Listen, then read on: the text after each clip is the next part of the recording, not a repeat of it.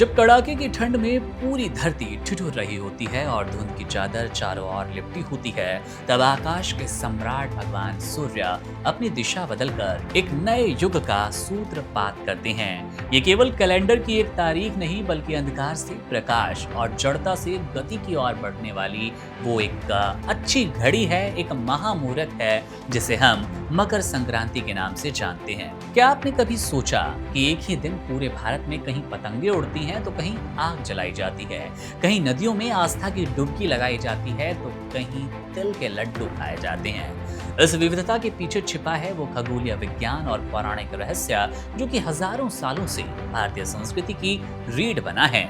मकर संक्रांति नाम के पीछे एक बहुत ही रोचक अर्थ छिपा है। ज्योतिष शास्त्र में संक्रांति का अर्थ होता है संक्रमण या एक स्थान से दूसरे स्थान पर जाना। जब 9 ग्रहों के राजा सूर्यदेव धनु राशि की अपनी यात्रा पूरी कर अपने पुत्र शनि की राशि मकर में प्रवेश करते हैं तो इस विशेष घड़ी को मकर संक्रांति कहा जाता है। ये समय इसलिए भी खास है क्योंकि इसी दिन सूर्य दक्षिणायन से उत्तरायण की ओर मुड़ जाते हैं। धार्मिक मान्यताओं में उत्तरायण को देवताओं का दिन कहा गया, जिसका अर्थ है कि अब सकारात्मक ऊर्जा और शुभ कार्यों का समय शुरू हो गया। इस पर्व की सबसे खूबसूरत बात है इसकी विविधता। उत्तर भारत, खासकर बिहार और उत्तर प्रदेश में इसे खिचड़ी के नाम से जाना जाता है, जहां चावल और दाल का मेल जीवन की सादगी और एकता को दर्शाता है। पंजाब में ये लोहड़ी की अग्नि में एक नई फसल की आहुति बनकर नजर आती है, आहुति बनकर धधकती नजर आती है, तो दक्षिण भारत में पोंगल के रूप में समृद्धि का संदेश लाती है। असम में इसे भोगली बिहू कहते हैं और गुजरात के आसमान में रंग बिरंगी पतंगे उत्तरायण का जश्न मनाती है। इस दिन तिल और गुड़ का दान और सेवन अनिवार्य माना गया। आयुर्वेद के अनुसार तिल की गर्माहट और गुड़ की मिठास कड़ाके की सर्दी में शरीर को सुरक्षा प्रदान करती है, जबकि आध्यात्मिक तौर पर ये कड़वाहट भूलकर रिश्तों में मिठास घोलने का एक बड़ा और सटीक प्रतीक है।